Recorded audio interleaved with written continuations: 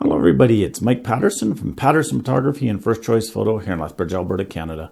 Welcome back to my studio. Well, I have a confession to make. I've gone to the dark side. No. I haven't gone to Mac, I haven't gone to Nikon, and I haven't gone to Sony. I've done something which in most people's mind is probably even worse than all of that. And that is, I've gone to video.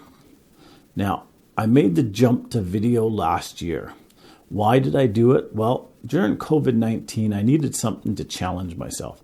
And I couldn't get outside to do much photography, so I decided that I'd play in my studio with a little bit of the video. And doing that actually created a challenge for me mentally, as well as a challenge for me in several other ways. So I decided that I would take the leap and jump into video. Now, it's not something that I'm currently planning to offer to my customers. There's a lot of good video people out there, and while I may be improving my video, I think I'm a long way from many of the video people that are out there that are doing it professionally.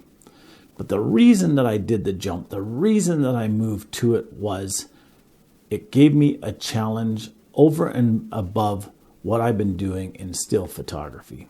Now, that being said, I love still photography. Still photography it's amazing. I love the big lenses. I love being able to handhold a camera.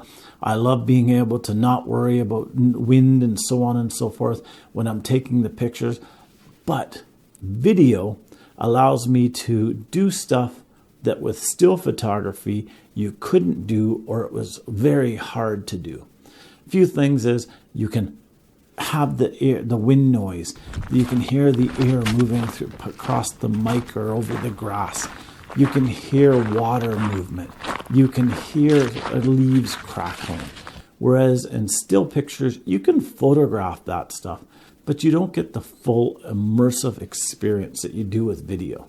Now, again, I still love my still pictures. I absolutely love going out and taking still pictures. But video allows me to challenge myself even more.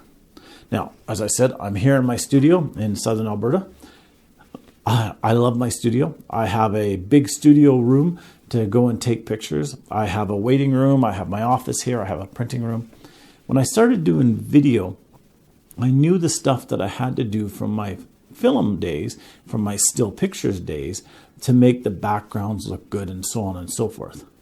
But in video, you have to do so much more with lighting and just so much more little things to make sure your background's not cluttered, to make sure this is done, to make sure that is done, that it actually creates quite a challenge for people.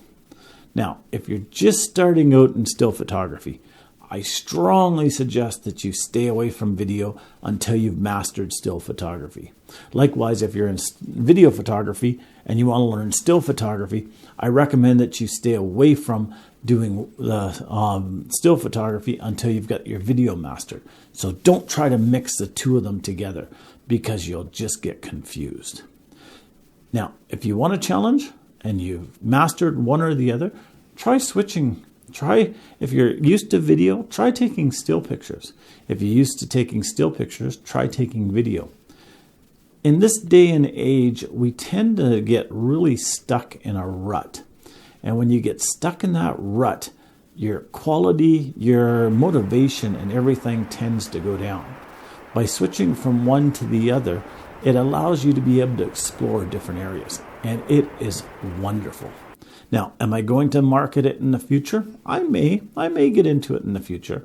But for now, I really enjoy doing videos for my traveling. I really enjoy videos for my van and my outdoor life. I really enjoy doing my teaching by video.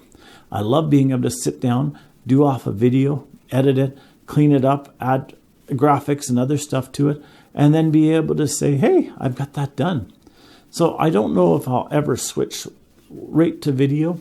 I don't know if I'll ever say goodbye to my still photo days because I like them both, but boy, it's sure a challenge to work on them both. So if you need a challenge, if you need something to get yourself motivated, try getting your cell phone and try taking some video on your cell phone.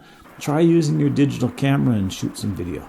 You don't necessarily have to save it. You can shoot it and you can delete it. It costs you nothing other than time. but it's something that will help you to grow not only as a video person if you're just getting into video, but it'll also help you to improve your still photography. You'll look at things in a completely different way. And when you move from still photography into video, and then you get to start to play with sound and other stuff, it'll give you challenges that you never expected to have. So I strongly recommend get out there and challenge yourself with something new this year. I ask that if you like this video, please click on the like button. Click on the subscribe button down below if you haven't subscribed to this channel, and click on the bell so you'll be notified when I put up my next video. So again, I'll see you out there, and I'll hopefully see you in some video. We'll talk to you soon. Bye-bye now.